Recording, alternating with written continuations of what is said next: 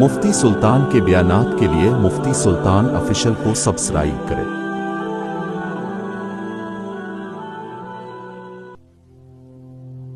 السلام علیکم ورحمۃ اللہ وبرکاتہ۔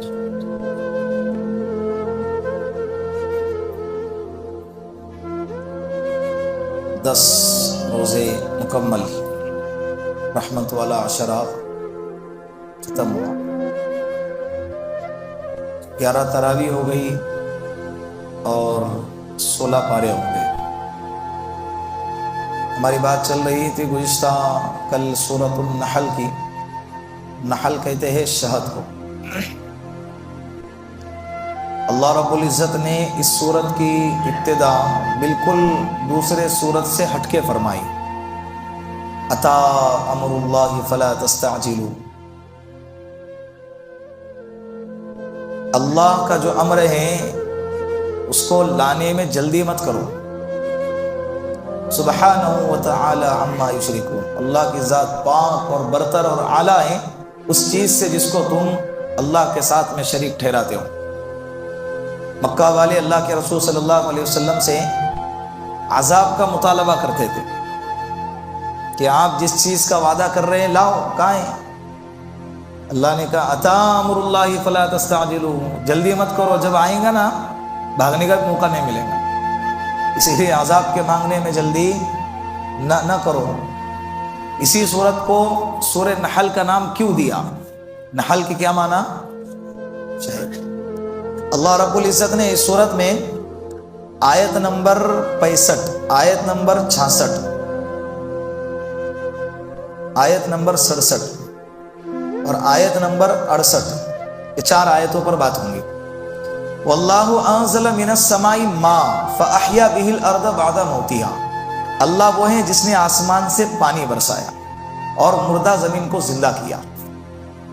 زمینیں جب مردہ ہوتی ہے نا، انسان کی حیات رک جاتی ہے، انسان کی زندگیاں رک جاتی ہے، اور زمینیں مردہ سے زندہ اسی وقت ہوتی ہیں جب آسمان سے پانی برستا ہے۔ اسی لیے بارش کا برسنا ہر علاقے میں ضروری ہے، ورنہ انسان کی زندگیاں رک جاتی ہے۔ تو انسان کی زندگیوں کا دار و مدار بھی پانی پر ہے، اور زمین کے زندگی کا دار و مدار بھی کس پر ہے؟ پانی پر ہے۔ اور یہ اللہ کا کرم ہے ہم پر، ورنہ ما یفتح اللہ من رحمت فلا ممسک لہ، اللہ جب رحمت کو کھولنا چاہے نا کوئی روک نہیں سکتا، اور جب اللہ روکنا چاہے نا دنیا کی کسی میں بھی طاقت نہیں ہے کہ اس کو کیا کر سکے، اس کو کھول سکے۔ اللہ جب بارش برسانے پر آئے تو کوئی روک نہیں سکتا، جب اللہ روکنے پر آئے تو کوئی برسا نہیں سکتا۔ تو یہ اللہ کا کرم ہم پر رہا۔ دوسرا اللہ رب العزت فرماتے وَإِنَّ لَكُمْ فِي الْأَنْعَامِ لَعِبْرَةً، تمہارے لیے جانوروں میں عبرت ہے۔ کیا ہے؟ جانوروں میں عبرت ہے۔ عبرت یعنی نمونہ، دیکھنے کی چیز ہے، غور کرنے کی چیز ہے، اللہ کی قدرت پر فکر کرنے کی چیز ہے۔ کیسے؟ نُسْقِيكُم مِّمَّا فِي بُطُونِهِ مِن بَيْنِ فَرَثٍ وَدَمٍ لَبَنًا خالصاً سائغاً للشاربین۔ کیا زبردست لہجہ اختیار فرمایا ہے۔ آپ اس کو جانوروں کو چارہ کھلاتے ہو۔ کیا کھلاتے ہو؟ چارہ۔ اس چارے کے 3 چیزیں بنتی ہے، ایک خون اور ایک گندگی۔ فرث و دم، فرث کہتے ہیں گندگی کو اور دم کہتے ہیں خون کو۔ ان دونوں کے درمیان سے لبن خالصاً سائغاً للشاربین، ان دونوں کے درمیان سے خالص سفید صاف ستھرا پاکیزہ دودھ تم کو عطا کرتا ہوں۔ کیا کھا رہے چارہ، بن رہے 3 چیزیں، اور اس میں سے ایک گندگی اور ایک خون، دونوں بھی گندگی ہے، اور دونوں کے بیچ سے اللہ رب العزت بندوں کے لیے چاہے مسلمان ہو یا غیر مسلم ہو، جتنے بھی اللہ کے بندے ہیں سب دودھ پیتے کہ نہیں پیتے؟ بندوں کے لیے ان دونوں درمیان سے اللہ خالص صاف ستھرا دودھ عطا فرماتے۔ کبھی آپ نے دودھ کے رنگت کو بدلتے ہوئے دیکھا ہے؟ کبھی دودھ کے اندر خون کے قطرات آ گئے، دودھ کے اندر گندگی کے ذرات آ گئے، کبھی آپ نے دیکھا ہے؟ یہ اللہ کی قدرت نہیں تو اور کیا ہے؟ یہ اللہ کی قدرت نہیں تو اور کیا ہے؟ اور زبردست قدرت ہے یہ، ایسی غذا اللہ نے بندوں کو عطا فرمائی کہ جو غذا کو پکانے کی ضرورت نہیں، نکالتے کے ساتھ فوراً نوش کر سکتے ہیں، فوراً اپنے جسم کو قوت اور تقویت پہنچا سکتے ہیں اور اپنے پیٹ کو بھر کے زندگی کا سامان بنا سکتے ہیں۔ ایسی غذا اللہ نے عطا فرمائی۔ ایک یہ غذا کا تذکرہ فرمایا۔ دوسری غذا وَمِن ثَمَرَاتِ النَّخِيلِ وَالْأَعْنَابِ، اور پھلوں میں بھی تمہارے لیے عبرت ہے۔ پھلوں میں بھی دو پھل کا تذکرہ فرمایا خاص طور پہ، نخیل کہتے ہیں کھجور، اور اعناب کہتے ہیں کشمش، منقع جس کو کہتے ہیں بنو کے۔ تو پھلوں میں تمہارے لیے عبرت کیسے؟ کھجور اور کشمش کو دیکھو کہ تم ان دونوں سے نشے کی چیزیں بناتے ہو اور اچھا رزق کھاتے ہو۔ اچھا رزق الگ اور نشے کی چیز۔ یہ آیت اس وقت نازل ہوئی جب شراب کی حرمت نازل نہیں ہوئی تھی۔ شراب کی حرمت سے پہلے کی یہ آیتیں کریمہ ہیں۔ یہ کیا ہیں؟ آیتیں۔ اور ان دو چیزوں سے شرابیں بھی بنتی ہیں اور سرکہ بھی بنتا ہے، جو صحت کے لیے بہت نفع کی چیز ہے۔ کیا؟ کھجور کا سرکہ اور کشمش کا سرکہ اور جام کا سرکہ، اسی جامن کا سرکہ، سیب کا سرکہ، گنے کا سرکہ آپ نے کھائے نہیں ہے کبھی؟ اللہ کے رسول صلی اللہ علیہ وسلم نے فرمایا جس گھر میں سرکہ ہو وہ گھر برکت سے خالی نہیں ہے، وہ گھر سالن سے خالی نہیں ہے، وہ گھر سالن سے خالی نہیں ہے۔ سرکہ بہت پیاری چیز ہے، صحت کے لیے خون کو فلٹر کرتا ہے سرکہ خرید کے کھا لینا چاہیے۔ تو ان دو چیزوں سے آپ سرکہ بھی بنا سکتے ہو اس سے، لیکن آپ نشے کی چیزیں بناتے تھے۔ اور وہ رزقاً حسنا، نشے کی چیز کو رزق حسنا نہیں کہا، اچھا رزق نہیں کہا۔ نشے کی چیز کو اللہ نے اچھا رزق نہیں کہا، آگے واو لا کر بیچ میں فصل لے کے اللہ نے دوسرا جملہ استعمال فرمایا وَرِزْقًا حَسَنًا، اور یہ دو چیزیں تمہارے لیے بہترین رزق عطا فرمایا۔ اگر کسی بندے کو جسمانی اگر کمزوری ہے، ہڈیاں اس کی کمزور ہے، گھٹنوں میں درد ہے، کمر میں درد ہے، تو اس کو چاہیے کہ کھجور اور کشمش کو اپنی غذاؤں میں شامل کرے۔ کھجور اور بیچارہ سب سے مظلوم، اگر کوئی افطاری کے دسترخوان پہ اگر کوئی پھل ہے، دو، کون سے؟ کتنے؟ دو۔ کون سے؟ ایک کھجور ہے اور دوسرا بنانا، کیلا۔ اس کو کوئی دیکھتا ہی نہیں بیچارے کو۔ ایک تو سستا بھی رہتا ہے، بعض لوگوں کو پسند ہوتا ہے، وہ بہت کم ہے، پسند ہونے والوں کی تعداد، نہیں پسند کرنے والوں کی تعداد بہت زیادہ ہے، اس میں سے ہم بھی ایک ہے۔ اس کو دیکھتے ہی نہیں، وہ پڑے کہتا رہے گا بھائی میرے کو بھی لے لو نا، پھر لاتے کیوں؟ اس کو جواب دیا جاتا ہے اس لیے لاتے کہ تو سستا ہے۔ تو کیا ہے؟ تو سستا ہے۔ تو یہ کھجور جو ہے نا غذاؤں میں شامل کرنے کی چیز ہے روزانہ۔ اور ایک ڈرنک آتی ہے نبیذ تمر، اس ڈرنک کا نام کیا ہے؟ نبیذ تمر۔ بولو نبیذ تمر۔ یہ صحابہ کی ڈرنک تھی۔ یہ رات میں پانی لو، پانی کے اندر 3 کھجوریں طاقت میں یا 5 کھجوریں بھیگنے کے لیے ڈالو، اس میں چند کشمش ڈالو اگر ہے تو، نہیں ہے تو انجیر ڈالو اگر ہے تو، نہیں ہے تو کوئی مسئلہ نہیں۔ یہ 3 چیزیں اگر ہے تو ٹھیک، نہیں تو کھجور بھی کافی ہے۔ 3 یا 5 کھجوریں پانی میں رات میں بھیگنے کے لیے ڈالو گلاس لے کر، اور اس کو ڈھک کے رکھ دو۔ صبح اٹھنے کے بعد وہ پانی بھی پی لو اور وہ کھجور بھی کھا لو، پھر دیکھ لینا اپنے بدن کے اندر کتنی، پورے دن بھر میں آپ کو انرجی محسوس ہوگی۔ بہترین غذا ہے یہ، بہترین غذا۔ اور اپنے سحری کے اندر بھی اس کو شامل کر سکتے ہیں، روزانہ سحری کے اندر اس کو شامل کر سکتے ہیں، آپ کو دن بھر جو ہے نا تھکاوٹ محسوس نہیں ہوگی۔ تو یہ نبیذ تمر، یہ بنتی کس سے؟ کھجور سے۔ اللہ نے یہ عربوں کے مقدر میں رکھی، لیکن اللہ نے اب نظام اتنا آسان بنایا ہمارے لیے، اتنی عافیت اور سہولت ہے کہ کوئی بھی پیداوار کدھر بھی ہو ساری دنیا کے اندر عافیت سے پہنچ جاتی ہے۔ ساری دنیا میں مدینے کی کھجور یہاں بیٹھ کے ہم منگا سکتے ہیں۔ مدینے کی کھجور، اب تو زمزم بھی مل رہا ہے، وہاں جانے کی بھی ضرورت نہیں ہے۔ زمزم بھی باقاعدہ وہ سیل پیک کمپنی کا جو لوگو لگا ہوا رہتا ہے، زمزم، مائے زمزم، اس کے ساتھ وہ 5 لیٹر کا 2200 روپے میں، 1800 روپے میں، 2500 روپے میں زمزم بھی مل رہا ہے۔ ابھی پتہ نہیں اوریجنل بھی ہے کہ نہیں ہے، لیکن مل رہا ہے مارکیٹ میں۔ تو یہ دو غذا ہیں اللہ رب العزت نے ہم کو عطا فرمائی. ان فی ذلک لآیۃ لقوم یعقلون. اور اس میں جو ہے نا بہت بڑی نشانی ہے ان لوگوں کے لیے جو سمجھ رکھتے ہیں. جو کیا رکھتے ہیں؟ سمجھ رکھتے ہیں. یہ غذا بھائی سب کے لیے ہے, صرف مسلمانوں کے لیے نہیں. لوگوں نے جو ہے نا پھلوں کو بھی بانٹ دیا ہے. یہ کھجور مسلمانوں کا اور ناریل غیر مسلم کا. ہم ناریل بھی کھاتے, لیکن اچھا لگتا ہے ہم کو. پانی پینے کے بعد ہم ناریل کھا لیتے. اس کو وہی کہتے کہ بھائی ایسا ناریل دینا جو ناریل والا ہو, صرف پانی والا نہیں, تاکہ ہم کو اچھا لگتا ہے. ہم پھلوں میں, پھولوں میں, دنوں میں مذہب کو تلاش نہیں کرتے. ہم وہ کھاتے ہیں جو اللہ نے کھانے کو کہا ہے, ہم وہ کرتے ہیں جو اللہ نے کرنے کو کہا ہے. اب یہ مرکزی آیت جو اس سورت کا نام جو رکھا گیا نا نحل, وہ مرکزی آیت آئی. وَأَوْحَى رَبُّكَ إِلَى النَّحْلِ أَنِ اتَّخِذِ مِنَ الْجِبَالِ بُيُوتًا وَمِنَ الشَّجَرِ وَمِمَّا يَعْرِشُونَ. ہم نے شہد کے مکی کو, آپ کے پروردگار نے, اللہ نے جملہ استعمال, آپ کے پروردگار نے شہد کے مکی کو وحی فرمائی. یہاں پر جو وحی ہے نا اوحا, تو یہ اصطلاحی والی وحی نہیں ہے جو نبیوں پر اترا کرتی تھی. یہ لغتی وحی ہے. اس کا مطلب یہ ہے کہ ہم نے اس کو سوجھ بوجھ عطا فرمائی. ہم نے شہد کے مکی کو سوجھ بوجھ عطا فرمائی. کیا عطا فرمائی؟ کہ اپنے گھروں کو تعمیر کرو. کہاں؟ پہاڑوں پہ, درختوں پہ, اونچی اونچی عمارتوں پہ.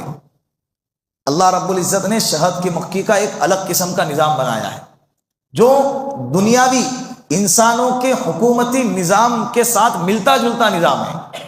شہد کے مکھی, عقلیں حیران ہو جائیں گی آپ کی, ایسا زبردست. اور عرش پہ بیٹھے بیٹھے اللہ ساری چیزیں کر رہا ہے. ہمیں تو خبر بھی نہیں ہے, ہمیں تو خبر بھی نہیں. ایسی ہزاروں مخلوقات ہے اللہ رب العزت, ہزاروں مخلوقات. ان کا نظام کیسا قرآن کے اندر بھی ہے. میں پہلے آپ کو اپنی زبان میں سمجھاتا ہوں. اللہ رب العزت نے انہیں سب سے پہلے تو اونچے مکان پر ان کو سوجھ بوجھ عطا فرمائی کہ اونچے اونچے مقام پر اپنے مکان کو بنانا ہے, تعمیرات پر اور درختوں پر اور پہاڑوں پہ. اسی لیے آپ نے دیکھا ہوگا کہ کبھی بھی آپ کو نیچے جو ہے نا شہد کا چھتا نظر نہیں آئے گا, اوپر ہی ہوں گے. اس کی کئی وجوہات ہیں. ایک وجہ تو یہ کہ مخلوق کے شر سے بچے گا, پورا شہد بننے تک صحیح سالم ہوگا. اور دوسری وجہ یہ ہے کہ جتنا اوپر ہوگا اتنا زہریلی ہواؤں سے وہ محفوظ ہوگا. اتنا زہریلی ہوا سے آکسیجن بالکل صاف ستھرا ملے گا اسے. تو شہد کے اندر زہر کے ذرات نہیں ہوں گے. شہد بالکل خالص اور پاک اور صاف ستھرا اور شفا والا اور صحت والا ہم کو ملے گا. یہ اللہ کی سب سے بڑی حکمت اس میں نظر آئی. اور شہد کے مکھیوں میں جو ہے نا ایک مکھی ملکہ ہوتی ہے جو جسم کے حیت کے اعتبار سے باقی مکھیوں کے مقابلے میں تھوڑی بڑی ہوتی ہے. 3 ہفتوں میں اس کی کیا ذمہ داری؟ اس کی ذمہ داری ہے 3 ہفتوں میں 6000 سے لے کر 12000 تک انڈے پیدا کرنا ہے. کتنے؟ 6000 سے 12000 تک انڈے پیدا کرنا ہے. اور ایک ٹیم ایسی بنی ہوئی ہے مستقل ان کی کہ جو ان انڈوں کی حفاظت کرتی ہے جب تک کہ مکھیاں نہیں نکلتی. مستقل ایک ٹیم اسی پر لگی ہوئی ہے. یہ انڈے صحیح سلامت رہے اور یہ انڈے پھوٹے نہیں, یہ انڈے گرے نہیں, یہ انڈے کو نقصان نہ پہنچے, اور یہاں تک کہ وہ انڈوں سے مکھیاں پیدا ہوتا ہے. ایک ٹیم اس پر لگی ہوئی ہے. دوسری ٹیم ایسی بنی ہوئی ہے کہ جو جگہ کو تلاش کرے کہ کس جگہ پہ گھر بنانا ہے. پہاڑوں پہ, درختوں پہ. درخت ہے تو کون سا درخت زہریلا ہے کہ نہیں ہے. زہریلے درخت پہ اگر بنا لیا, جنگلوں کے اندر جب جائیں گے تو آپ کو بعض درخت ایسے ملیں گے جو زہریلے بھی ہیں. اگر اس کا کاٹا بھی ہمارے بدن کو لگ جائے تو انسان جگہ پہ ختم ہو جائے, اتنا خطرناک زہریلا درخت ہوتا ہے. تو درختوں پہ وہ ایک ٹیم کا کام ہے. وہ جا کر جائزہ لیتی ہے, چوستی ہے, زہر لگ گیا مر گیا, دوسرے سمجھ جاتے کہ بھائی یہ مرا, یہ درخت زہریلا ہے. تو جگہ تلاش کرنے کی ذمہ داری ہے. 2 ٹیم ہو گئے. تیسری ٹیم ان کی بنی ہوئی ہے, تیسری جماعت ایسی کمیٹی بنی ہوئی ہے کہ جس کے ذمہ داری ہے کہ وہ گھر بنانے کے لیے 20 سے 25 ہزار تک کے مکانات, جو کھانے رہتے ہیں نا وہ شہد کے مکھیوں کے چھتے میں چھوٹے چھوٹے کھانے بنے ہوئے رہتے ہیں. یہ کتنے بنائے جائیں؟ 20 سے 25 ہزار. 20 سے 25 ہزار. یہ بنانے کی ذمہ داری ایک کمیٹی کی الگ ہے. चौथी कमेटी, ये बनाने के लिए जो है ना, वो चिपकाने के लिए गोंद रहता है ना, गोंद, वो गोंद लाने की जिम्मेदारी एक कमेटी के बनी हुई। जाना है और गोंद लेकर आना है, और गोंद भी खालिस गन्ने के दरख्तों पे ज्यादा आपको मक्खियां नजर आएंगी, क्योंकि गन्ने के दरख्तों पे जो है ना वो गोंद ज्यादा होता है, वहां से गोंद मुंह में लेते हैं सारी, क्योंकि एक मक्खी का काम तो है नहीं है, एक कमेटी का काम है। वो कमेटी पूरी मिलकर वो गोंद को जमा करती है और लाकर जो उनकी इंजीनियरिंग जो टीम है उनको लाकर पेश करती है। गोंद लाना, और जो फॉर्म से बनाया जाता है छत्ता, वो फॉर्म लाने की टीम अलग, कमेटी अलग से बनी हुई है। ये इसी तरह एक कमेटी ऐसी बनी हुई है कि जो जाकर फलों से फूलों से रस चूस कर लाए, फलों से और फूलों से क्या लाए, रस चूस कर लाए। फलों से भी चूस कर लाना है, फूलों से भी चूस कर लाना है। इसीलिए आप शहद के अंदर जो है ना कुछ ऐसे क्वालिटीज देखोगे, जिस इलाके के अंदर जो फलों की पैदावार ज्यादा है, या जो फलों की या फूलों की पैदावार ज्यादा है, उस शहद के अंदर उसके असरात ज्यादा नजर आएंगे आपको, उस इलाके के एतबार से। ये एक कमेटी का काम है। जाना है, रस चूस कर लाना है, जाना है। फलों में भी अल्लाह ने वो तासीरात रखी है, फूलों में भी अल्लाह ने वो तासीरात रखी है, फिर सबके अंदर से वो रस चूस कर लेकर अपने पेट में जमा करती है, और लाने के बाद डायरेक्ट छत्ते में नहीं जमा करती है, लाकर एक कमेटी बनी हुई है डॉक्टरों की, उनकी एक डॉक्टरों की कमेटी बनी हुई है। वो सारा शहद जो रोजाना लाया जाता है वो डॉक्टरों की कमेटी के सामने, टीम के सामने पेश किया जाता है। डॉक्टर उसको लैब में लेके जाते हैं, तुम्हारे हमारे नहीं, उनके जो डॉक्टर बने हुए हैं ना, टीम बनी हुई है, उसको लैब में लेकर जाते हैं और उसको टेस्ट करते हैं कि भाई ये जो चूस कर लाए हैं ये रस, इसके ये जहरीले फल से तो नहीं लाए हैं, ये जहरीले फूलों से तो नहीं लाए हैं, ये गंदे फल और फूलों से तो नहीं लाए हैं। उसको बाकायदा टेस्ट करते हैं, अगर नजर आए तो उनको सजा देते हैं, सजा देने वाली उसको अदालत में लेकर जाते हैं। एक कमेटी बनी हुई उनकी, कई की अदालत की, अदालत लगी है, फिर बाकायदा उनके खिलाफ फैसला होगा और उनको कत्ल का फैसला सुनाया जाएगा। तो आपको छत्ते के नीचे मरी हुई मक्खियां हमेशा नजर आएंगी, 10-15 मक्खियां वहीं पर आपको, वो जो नालायक है ना जहर चूस के लाए हुए होते हैं, तो उनको सजाएं सुनाई जाती है। ये अल्लाह का क्या जबरदस्त निजाम है, हम कैसे मालूम कर सकते थे भाई? अल्लाह ने अपने कुदरत से ये निजाम बनाया। फिर उसके बाद खालिस शहद जो बिल्कुल ओरिजिनल होता है, बगैर किसी जहर के और बगैर किसी जहरीले ऑक्सीजन के शामिल के, उस रस को मिलाकर उस फॉर्म में रखते हैं, उस खानों के अंदर जमा करते हैं। फिर एक वक्त लगता है, और मक्खियां जब जाती है ना रसों को चूसने के लिए, फलों और फूलों के लिए, तो इतने दूर निकलती हैं कि अल्लाह का अगर निजाम ना होता तो वो ऑक्सी पर वो अपना रास्ता भूल जाते हैं। दूसरी आयत में अल्लाह ने फरमाया, सुम्मा कुली मिन कुल्ली समरात, जाओ तुम हर फूलों से रस चूस कर लाओ, फसलु की सुबुल रब्बी की दुलुला, अल्लाह ने जो तुम्हारे लिए रास्ते फैला के रखे हैं, मुकर्रर रखे हैं, उन रास्तों से जाओ। ये रास्ते भी अल्लाह ने उनके लिए आसान फरमाए, वरना इंसान क्या हो जाता, इंसान नहीं, वो मक्खियां बहक जाती। यखरुजु मिन बुतूनिहा शराबुन मुख्तलिफुन अलवानुहु, और अपने पेटों से, यखरुजु मिन बुतूनिहा, अपने पेटों से निकालो शराब, वो पीने की चीज, शराब के माना पीने की चीज, वो क्या बोलते हो, सयाल मादा होता है, लिक्विड फॉर्म में होता है, इसके लिए कुरान ने उसको पीने के लफ्ज से ताबीर फरमाया। शराब मुख्तलिफुन अलवानु, इसके रंग भी अलग अलग होते हैं, कभी काला, कभी लाल, कभी व्हाइट, कभी चॉकलेटी होता है ना कलर। क्यों? इसलिए कि अलग अलग फूलों से, अलग अलग फलों से रस चूस कर लेकर आए। इलाकों के बदलने की वजह से शहद के रंग भी बदलते हैं, शहद के रंग भी बदलते हैं। फी शिफाउल लिन्नास, और अल्लाह ने तुम्हारे लिए इसमें लोगों के लिए क्या रखी है, शिफा रखी है। हकीम जो है ना, हकीम, उसकी कोई दवा बगैर शहद के मुकम्मल हो ही नहीं सकती। उसकी दवाएं, हकीमों की दवाएं शहद के बगैर बन ही नहीं सकती। जितने भी माजून, जितने भी दवाइयां बनाते हैं, सब के सब किस में मिलाते हैं, शहद में मिला के उसको मरीजों को पिलाते और खिलाते हैं। अल्लाह ने इसमें शिफा रखी है, हर बीमारी की शिफा अल्लाह ने इसमें रखी है, हर बीमारी की। शुगर के मरीज भी अगर ओरिजिनल शहद मिल जाता है, तलाश करके खा ले, इंशाअल्लाह उसका मर्ज भी खत्म हो जाएगा, اس کا مرض بھی کیا ہوگا؟ ختم ہو جائے گا. بہت زبردست چیز ہے. ایک صحابی آئے اللہ کے رسول صلی اللہ علیہ وسلم کی خدمت میں اور کہنے لگے یا رسول اللہ میرے بھائی کے پیٹ میں درد ہے. اللہ کے رسول نے فرمایا شہد کھلاؤ. کھلائے. پھر آئے کہا یا رسول اللہ درد اور بڑھ گیا. کہا کہ شہد پلاؤ, شہد کھلاؤ ان کو. پھر گئے, پھر کھلائے. کہا کہ یا رسول اللہ اور درد بڑھ گیا. کہا کہ شہد کھلاؤ. گئے شہد کھلائے, پھر درد بڑھ گیا. کہا یا رسول اللہ شہد کھلائے, پھر درد بڑھ گیا. کہا کہ اللہ کا قرآن سچا, اللہ نے شہد میں شفا رکھی ہے, تیرے بھائی کا پیٹ جھوٹا ہے, تیرے بھائی کا پیٹ جھوٹا ہے. اس کا مطلب یہ ہے کہ اتنی گارنٹی ہے اس میں کہ اس سے بیماریاں ختم ہو ہی جاتی ہے. رسول اللہ صلی اللہ علیہ وسلم نے فرمایا مہینے میں 3 دن جو شہد کو چاٹیں گا اللہ اس کو بڑی بڑی بیماریوں سے شفا عطا فرمائیں گے, بڑی بڑی بیماریاں اس کے قریب نہیں آئیں. اب یہاں دیکھیں اللہ کی قدرت. شہد کی مکھیاں مختلف پھلوں پھولوں سے رس چوس کر لاتی ہیں, تو شہد کا رنگ کیا ہوتا ہے؟ الگ الگ رنگ کا شہد. اسی طرح جانور بھی الگ الگ چارے چرتے ہیں, لیکن اس کے باوجود دودھ کا کلر ایک, دودھ کا کلر ایک. ساری دنیا کے اندر یہ نہیں کہ سعودی عرب کی جو گائے ہیں وہ پیلے کلر کا دودھ دیتی ہے اور انڈیا کی جو گائے ہیں وہ سفید کلر کا دودھ دیتی ہے, ایسا نہیں. ساری دنیا کی گائے دودھ کیسا ہوگا؟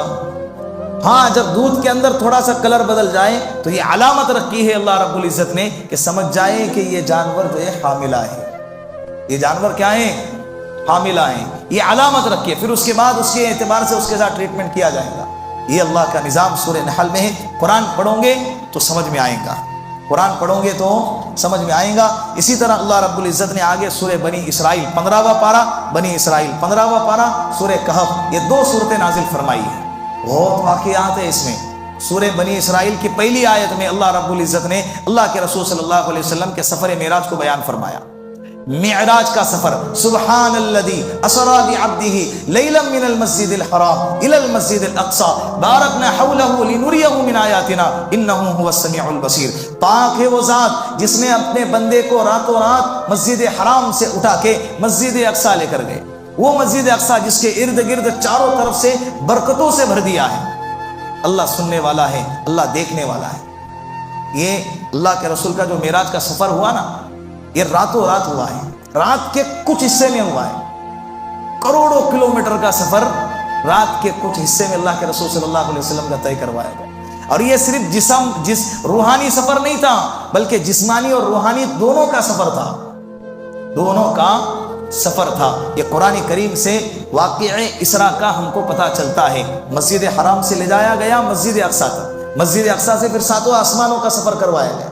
یہ جو بعض لوگ کہتے ہیں کہ اللہ کے رسول نے یہ خواب میں دیکھا, بعض لوگوں یہ بھی کہتے ہیں کہ یہ اللہ کے رسول نے خواب میں دیکھا.